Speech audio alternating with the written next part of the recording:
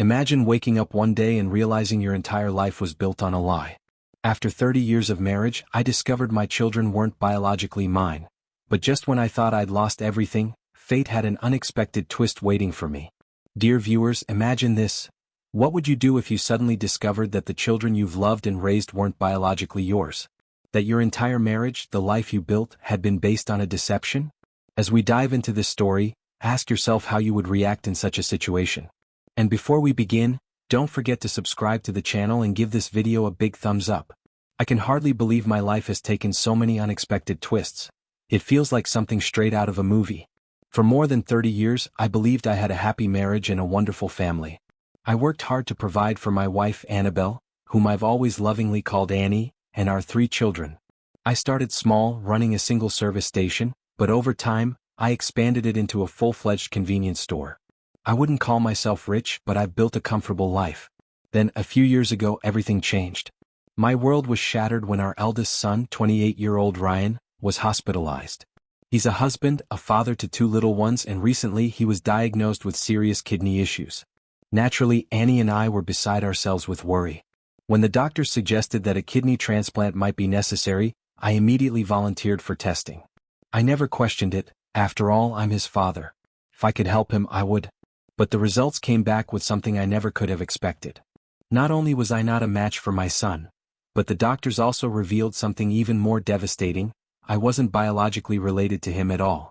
I remember sitting there, frozen, my mind racing. If Ryan wasn't my biological son, then what about my daughters, Janice and Mandy? 26-year-old Janice, my determined and ambitious girl, and my youngest, sweet 20-year-old Mandy, had my entire fatherhood been a lie? I kept hoping, praying that the results were wrong, that maybe there had been a mistake at the hospital. But as the days dragged on, that tiny flicker of hope began to fade. It had been 2 agonizing days since I learned the news, and I was drowning in the weight of it all. The fear of losing my son, the shock of his paternity, the realization that my entire marriage might not be what I thought it was. The truth hung over me like a dark cloud. I wanted to believe there had been some kind of mix-up, that this was all some terrible misunderstanding. Meanwhile, Annie noticed my distant behavior. She kept asking what was wrong, why I seemed so detached, but I couldn't bring myself to tell her, not yet. Instead, I told her I was simply lost in thought, reflecting on everything we had been through as a family. In a way, it wasn't a lie. But the questions in my mind wouldn't stop. That evening, as I returned home from work, I knew that no matter how painful it was, I needed answers. And I was determined to get them. I walked into the room to find Annie sitting at her desk, her face streaked with tears as she sifted through a stack of papers. My heart pounded as I realized what she was holding, the results from the hospital. She must have received them in the mail, and judging by her reaction, they confirmed everything I had feared. Taking a deep breath, I stepped closer, my voice barely above a whisper. "Annie, is it true?" She looked up at me, her hands trembling. I'm sorry," she choked out. "I never wanted it to come to this." I swallowed the lump in my throat. "So tell me then, the truth. Did you ever really love me? Or was I just convenient?" Annie buried her face in her hands, sobbing uncontrollably. But I couldn't let her tears cloud the reality of what had happened. I had spent days, no years, living under an illusion. Unlike the dramatic twists in a movie, this was real life, and I had no choice but to face it head-on. "I know about Harvey," I continued, my voice steadier now. "I know you were in love with him. That he chose to marry someone else and had a child with her. And I know that when you married me, you weren't over him." She wiped her eyes, nodding weakly. "I had feelings for you too," she whispered. "But not as deep as the ones I had for him. I thought, over time, I could let go of the past and give you the love you deserved." I let out a bitter laugh. "And what about the children, Annie? You led me to believe they were mine. You built our entire life on deception, on a lie." Her sobs grew louder. "I spent years trying to make up for my mistakes. Despite everything, we had a good marriage, didn't we? We were happy together, weren't we?" I stared at her, really seeing her for the first time in years. "Was it really a good marriage?" I asked, shaking my head. "Because looking back, all I see is betrayal. You married me when your heart belonged to someone else. You had another man's child and passed him off as mine. And even when you got pregnant again, you never once gave me the truth." She reached out for my hand, desperation in her eyes. "Please. I know I hurt you, but I still love you." I pulled away, feeling nothing but exhaustion. "I can't do this, Annie. I won't. I'm contacting our lawyer. I want a divorce. For the first time, I saw true panic in her expression. But it was too late. She had shattered the trust between us and there was no repairing it. A few days later, tragedy struck. Annie was found unconscious in our home.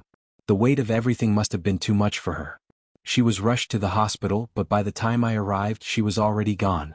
The official report ruled her death as an accident. The only unusual finding was the presence of blood pressure medication in her system. No signs of foul play, no clear answer as to what really happened. Had she simply taken too many pills by mistake, lost in her grief? Or had she chosen to end it all, unable to live with the consequences of her lies? I may never know. And maybe some questions are better left unanswered. Despite everything, I mourned Annie at her funeral. Even though we had been in the middle of a divorce, I couldn't deny that a part of me still cared for her. She had been my wife for over 3 decades, the mother of the children I had raised and loved. The pain of her betrayal didn't erase the years we had spent together. After the funeral, I focused on trying to rebuild my life. The holidays were approaching and I found myself reflecting on the meaning of family, generosity, and second chances. I had always believed in giving back to the community, and this year, more than ever, I felt the need to do something meaningful. The next day, while at my store, I ran into one of the local priests and asked about the church's Christmas charity program. Every year, they organized a giving tree, where struggling families could write their names and needs on paper ornaments, allowing others to help them anonymously. "Do you have a specific family in mind that you'd like to support?" the priest asked. I hesitated for a moment before shaking my head. "No, just let me know if there's a family that could really use the help." Later that morning, I stopped by Joe's diner for coffee. Joe and I had been friends since childhood, both of us running our own small businesses in town. He greeted me with a warm wave and I settled into my usual spot, enjoying the quiet lull between breakfast and lunch. As I glanced around the diner, my eyes landed on a familiar face, Carmela. She was in her early 30s, pleasant-looking, not someone who stood out in a crowd, but there was a warmth about her that made people feel at ease. She caught my gaze and smiled before promising to join me in a moment. I had known Carmela for a while. She was a hard-working mother who had been through her share of struggles. Something about the weight in her eyes that day told me she was carrying more than she let on. When she finally sat down across from me, I could tell she was tired, the kind of exhaustion that runs deeper than just a lack of sleep. "How are the kids?" I asked gently. She let out a soft sigh. "They're doing okay. But honestly, I've been worried about Christmas this year." That was all I needed to hear. I didn't have to think twice. "Carmela, I may not be rich, but I can afford to help one family this year, and I'd like to help yours." Her eyes widened in disbelief. "Are you serious?" "I've been so worried about making sure my kids have something special this Christmas." I nodded. "I know, Carmela. And I know your husband. I know he's gone." Her face fell for a moment before she whispered, "He passed away last year." "Let me help," I said simply. "If you feel like I'm overstepping, just say the word and I'll back off." She shook her head, her voice thick with emotion. "Why are you doing this? Don't you have a family of your own to help? Why help a stranger?" I took a deep breath, glancing down at my hands. "My wife passed away 2 years ago. Car accident." Carmela's expression softened. "I'm so sorry for your loss." I gave her a small smile. "It's okay, Carmela. We all go through difficult times. But that's why we're here, to help each other through them." For the first time in a long while, I felt like I was finally doing something that made sense.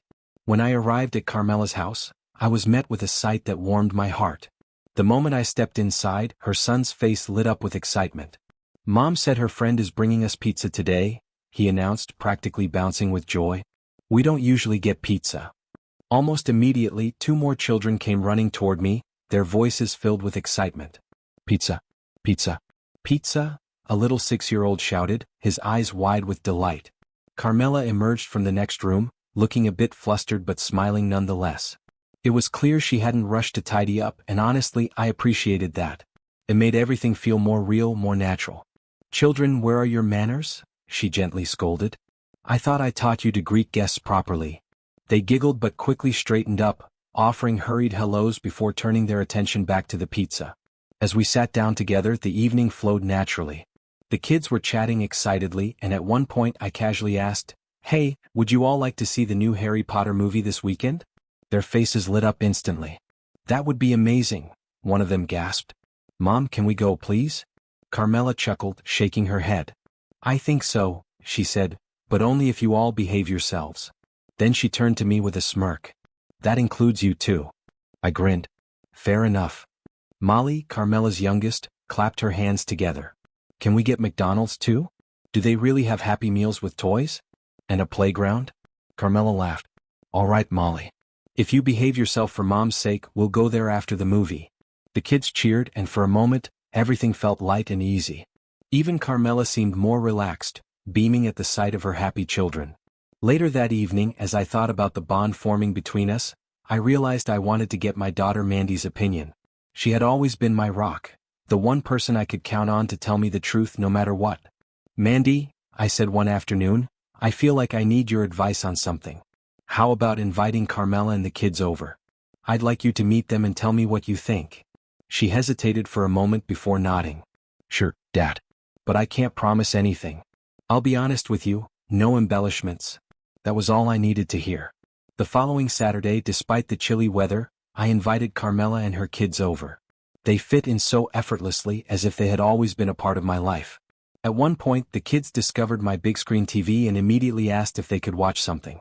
"How about we all go to the store and pick out some DVDs together?" I suggested. They eagerly agreed, but before they could rush out the door, Molly tugged on Carmela's sleeve. "Mom, can I come too?" she asked sweetly. Carmela smiled, shaking her head. "Actually, why don't you stay and help me and Mandy cook? The girls should stick together." Molly nodded thoughtfully before turning to me. "Uncle Dan, why don't you take the boys ahead?" I glanced at Carmela, then at Mandy, who gave me a small, knowing smile. It was a simple moment, but something about it felt right. Like I was exactly where I was supposed to be. As the evening went on, I realized how much I wanted to help Carmela and her children. The kids were filled with energy, excitedly running from room to room, exploring every corner of my house. When they returned, they eagerly told their mother about all the things they had discovered. At one point, they asked if they could watch something on my big screen TV. Instead of just putting on a movie, I suggested, "How about we all go to the store and pick out some DVDs together?" They were thrilled with the idea, but just as Molly was about to join, Carmela gently stopped her. "Why don't you stay here and help me and Mandy cook?" she suggested. "The girls should stick together." Molly, ever the observant one, looked up at me and smiled. "Uncle Dan, why don't you take the boys ahead?" That moment struck me. It wasn't just about dinner or a movie night.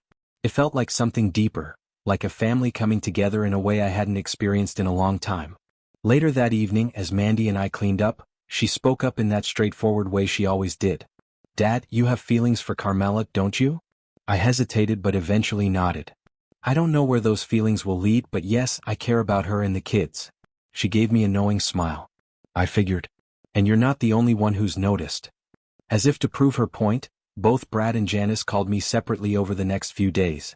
I explained to them that I had met Carmela and her family through the church's Christmas tree donation program and that helping her had been my way of giving back during the holidays. I thought that explanation would be enough, but deep down, I knew this was more than just a simple act of charity. A few days later, I invited everyone over for dinner: Mandy, Brad, Janice, and their families. When we walked into the kitchen, Mandy immediately went to her brother and wrapped him in a warm hug. With a sense of pride, she turned to introduce Carmela. "Brad, Gail, this is Carmela," she said, her voice filled with warmth. "She's a good friend of Dad's." Brad greeted Carmela politely, but I could tell he was already observing her closely. Gail, on the other hand, smiled warmly and immediately offered to help with anything we needed. Janice and her husband, Rob, arrived shortly after, and the atmosphere became lively. Their children ran off to play in the basement with Carmela's kids, their laughter filling the house. As we all sat down together, Ross, a friend of the family, joined the conversation. "I recently met Mandy's friend Carmela," he mentioned. "She's a very kind woman." Mandy nodded. "Yeah, her husband was tragically murdered. It's awful what she's been through." There was a brief silence at the table. I looked over at Carmela, who gave me a small, appreciative smile. I didn't know what the future held for us, but I knew one thing for certain. Helping Carmela and her children had changed something in me. And maybe, just maybe, this was the start of something new. I decided to spend more time with Carmela's children, getting to know them better. Despite everything they had been through, the loss of their father and the struggles they faced, they were good kids. Respectful, kind-hearted, and full of life. Seeing them interact with my family made me realize just how much they had been missing a strong support system. Ross, a longtime friend, pulled me aside at one point and gave me an approving nod. "You're doing a great thing for this family, Dan," he said sincerely. I smiled, appreciating his words. "I just wanted to help where I could," I replied. "I guess I got lucky picking their name from the church's donation tree." Later that evening, as we all sat together, my daughter Janice surprised me with a knowing look. "Dad, there's something you might not know," she said. I frowned. "What do you mean?" She exchanged glances with Mandy before continuing. "When we asked Carmela about her personal life, she admitted that she's seeing someone. And that someone is you." I was caught off guard. "She actually said that?" Janice nodded. "She wouldn't have come today if she didn't feel something real. Just, be careful, Dad." Her words lingered in my mind long after everyone had left. As Carmela gathered her children, she turned to me with a warm smile. "I really enjoyed spending time with your family," she said. "They're all so kind and welcoming." For some reason in that moment I acted on impulse. I leaned in and kissed her. It was soft, lingering, filled with unspoken emotions neither of us had fully addressed. When we pulled apart, I saw tears in her eyes. "You shouldn't have done that," she whispered, though there was no anger in her voice. "I know," I admitted. "But I don't regret it." That night, as Carmela and her kids were preparing to head home, something unexpected happened. She received a frantic phone call. Her house had been broken into. Panic washed over her as she realized she had nowhere safe to go with her children. Without hesitation I stepped in. "You're not going to a motel tonight," I told her firmly. "Everyone's coming home with me." She hesitated, but I could see the exhaustion in her eyes. "Take my car," I continued. "Load it up with the kids and whatever you can salvage. I'll drive yours with the rest of your things." For a moment she seemed too overwhelmed to speak, but then she nodded and did exactly as I asked. As she packed up, I spoke with the responding police officer, giving him my contact information and letting him know Carmela could be reached at my house. "I wouldn't expect to get many of your belongings back," the officer admitted. "There wasn't much left in plain sight." Carmela let out a quiet sigh but nodded. "I'll worry about my children first," she said softly. "That's what matters most." Once we arrived at my house, I helped the boys settle into one of the guest rooms, making sure they had everything they needed. Meanwhile, Carmela and Molly went downstairs to empty the few remaining drawers of Molly's clothes. As I watched them, I realized something profound. I had spent so long trying to rebuild my life after losing Annie. But maybe, just maybe, a new chapter was beginning in a way I never expected.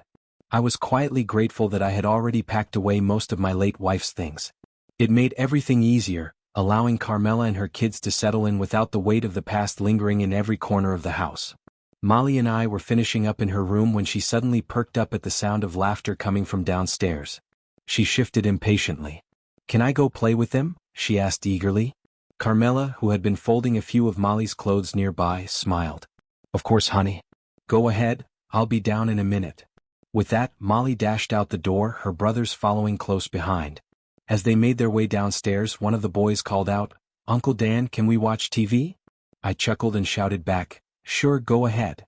The house quickly filled with the sounds of children's laughter and the hum of a cartoon playing in the background. For the first time in a long while it felt full, alive. Carmela stepped closer to me then, her expression softer than I had ever seen it. Without hesitation, she wrapped her arms around me in a tender hug. Her eyes shimmered with unshed tears as she whispered, "I don't know how I would have coped without you." I wiped away a stray tear from her cheek, but before I could say anything, she pulled away.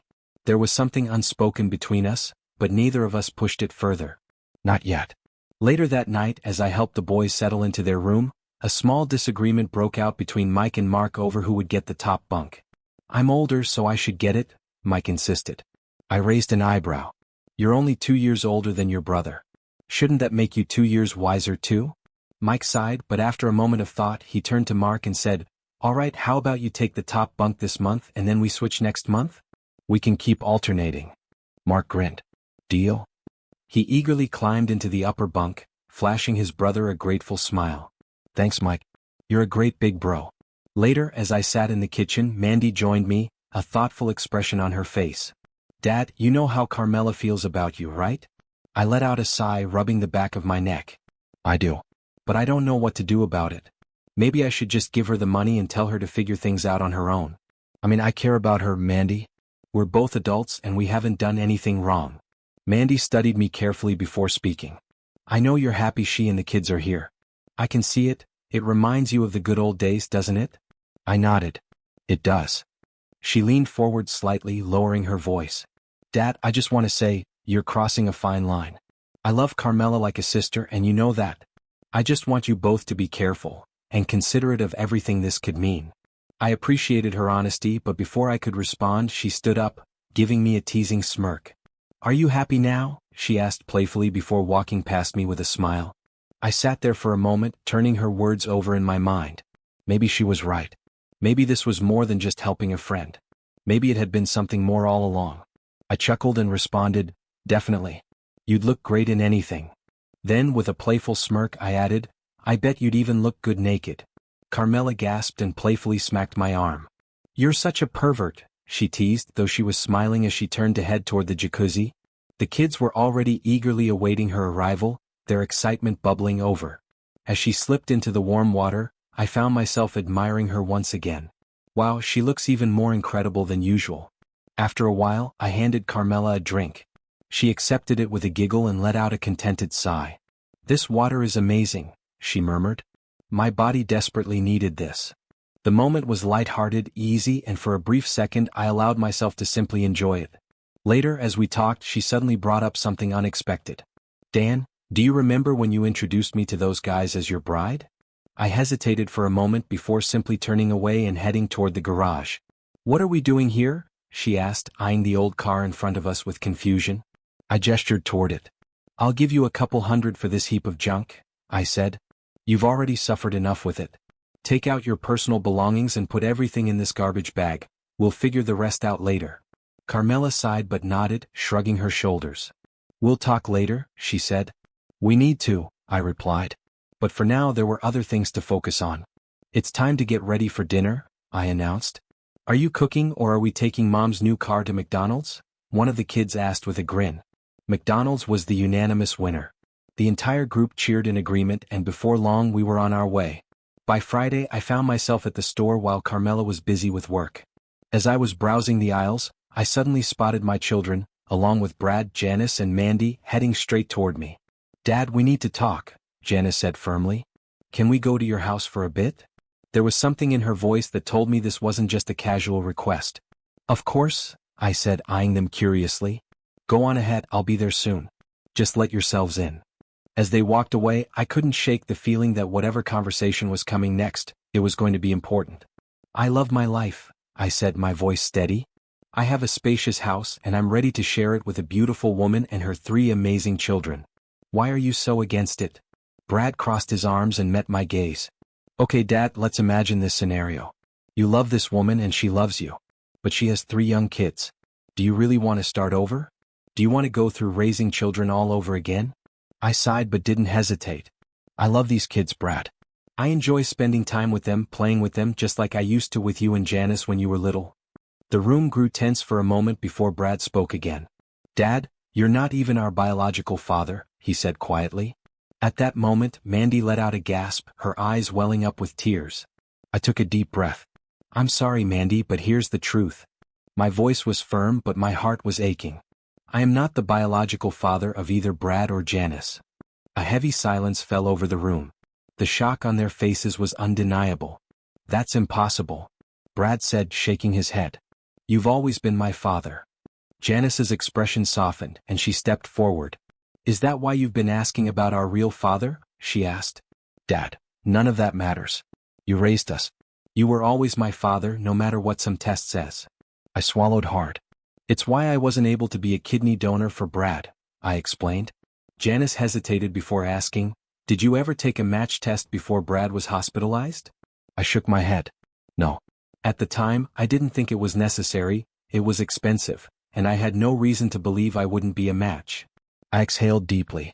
When I finally took the test, it confirmed what I never expected, we weren't biologically compatible.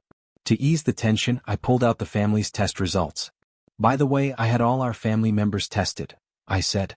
Brad and Gail are the biological parents of their children. Janice and Rob are the parents of theirs. There's no question about that. A moment of silence passed, then Mandy spoke. So, what happens now? I forced a small smile. Life goes on, Mandy. We keep moving forward. As the conversation shifted, Mike's voice piped up excitedly. Uncle Dan, can I go visit their house after Christmas? I've never been there. We'll see, Mike, I said with a chuckle. Christmas is still a couple of weeks away. Mandy turned to Mark. So, what's new with you guys? Mark grinned. We just got a new car, he said. And Mom kissed Uncle Dan as a thank you for letting us use it. All eyes immediately turned to me. Luckily, Carmela chose that exact moment to walk in, saving me from having to explain. She smiled and ruffled Mike's hair. Yes, Mike, she said playfully. I gave Uncle Dan 2 kisses as a thank you. Actually, we're heading to dinner now. Who's coming? The tension in the room lightened instantly as everyone got up, eager to eat. And just like that, despite all the revelations of the evening, life carried on. I agreed to let the kids carry their own money but reminded them, keep it in your pocket so you don't lose it. Hold on to it until you're ready to make a purchase. I handed out $20 bills to each of the boys, who quickly folded them and tucked them away safely. Molly, however, had a tiny purse filled with all sorts of trinkets. To make sure her money didn't get lost among her treasures, I helped her find a secure spot for it. As we wandered through the store, the children marveled at the expensive items, their eyes widening in surprise at the prices. It was clear they weren't used to handling money, which made the experience even more meaningful. Eventually, Molly's attention was drawn to a beautifully wrapped bottle of holiday-scented lotion. The store clerk smiled and said, "You're lucky, this is our last one and it's exactly $20. Molly grinned, reached into her purse and proudly handed over the money. With her purchase in hand, we headed off to see Santa. While the kids excitedly chatted and posed for photos with Santa Claus, I stood nearby, my arms loaded with presents. When they were finished, I had another surprise for them. Andy is going to England, I said. As a Christmas gift, I've already paid for his trip. Now, how about we help him pick out some luggage? The children eagerly agreed and I took them to the luggage section to find something special. That evening, we all gathered in the living room to watch Christmas shows together, the perfect way to spend the holiday season. While everyone was relaxing, I took a moment to sneak away for some last-minute shopping. I wanted to find something special for Carmela. First, I picked out a few thoughtful gifts, then added a gift certificate to a women's store so she could treat herself to something nice. But the most important purchase of all? A beautiful engagement ring. As a final surprise, I found an exquisite red satin and lace nightgown, something elegant and intimate meant only for her. Christmas morning arrived and the house was filled with excitement. The boys came racing downstairs, their voices filled with joy as they discovered the presents waiting for them. The entire morning was filled with laughter, wrapping paper flying, and the warmth of family. Later, as the festivities settled, Carmela and I found a quiet moment together. She looked at me with a thoughtful expression. Dan, this isn't about your age, she said gently. It's about us. We haven't been together that long, and even though the past few months have been incredible, our relationship is still new. I nodded, listening carefully. You made the decision to help a family in need, she continued, and you've done everything possible to support us. But when the holiday season is over, life will return to normal for everyone. She paused, then took a deep breath. That said, I have a suggestion for you, and I hope you'll consider it. I looked into her eyes, knowing that whatever she was about to say could change everything. I want to rent our rooms, Carmela said, looking at me with a serious expression. And I'm offering you $200 a week to help cover expenses. Before I could respond, she appeared in the doorway later that night, wearing a stunning new nightgown, elegant, yet undeniably alluring. Can I come in? She asked softly. I didn't say a word, just watched as she stepped inside and closed the door behind her. Dan, she began, her voice gentle but firm. I love you, but I think we should hold off on getting married, at least until we truly understand each other. I studied her, unsure of what to say. She smiled, stepping closer. I want to start tonight. Will you make love to me? The boldness of her request took me by surprise, but the warmth in my smile must have given away my answer. As she walked toward the bed, I pulled back the covers, inviting her to slip inside. The only light in the room was soft and warm, casting gentle shadows as the night unfolded between us. Over time, Carmela and I naturally fell into a rhythm. We cooked meals together, took turns handling household chores, and eventually opened a joint checking account. I contributed $400 a week, while Carmela added $200. The account covered utilities and food, and we agreed to discuss any major purchases before making them, though so far that hadn't been necessary. Our relationship resembled that of a married couple in almost every way. We rarely argued and our bond only grew stronger. During my lunch breaks, I often stopped by Joe's diner, and before long, it became a tradition for Carmela to join me for a few stolen moments of quiet time together. Then came the wedding. Mike, Mark, and Molly sat in the front row with Molly choosing the seat right beside me. "Be good and enjoy the ceremony," I reminded them, knowing I'd have to step away for a while to walk Mandy down the aisle. As the music swelled and the rest of the family gathered, Ross, Brad, and Rob stood by the priest, waiting at the altar. Janice led the way down the aisle, and as she passed, the children excitedly waved at her. The evening unfolded beautifully, full of love and laughter. And then, of course, came the bouquet toss. All the unmarried women eagerly gathered on the dance floor, giggling with anticipation. Brad, ever the troublemaker, nudged Carmela forward. "Come on, Carmela," he teased. "You're not married, get in there." With a nervous smile, she hesitated before stepping in. When the countdown reached 3, Mandy tossed the bouquet straight at Carmela. A chorus of playful screams erupted as the flowers landed perfectly in her hands. The moment was met with cheers and laughter, and as Mandy took a seat, Ross kneeled beside her, sliding off her garter to the applause of the men in the crowd. Later that night, as we all sat together, someone suggested watching a Christmas movie. "We're putting on Titanic for Christmas," Brad announced. "We're all going to enjoy it together. Well, except for Molly, she always falls asleep halfway through." Laughter filled the room, wrapping us all in the warmth of the holiday season. And in that moment, surrounded by family, love, and new beginnings, I realized that sometimes, the best gifts aren't the ones wrapped under a tree, but the ones we never saw coming.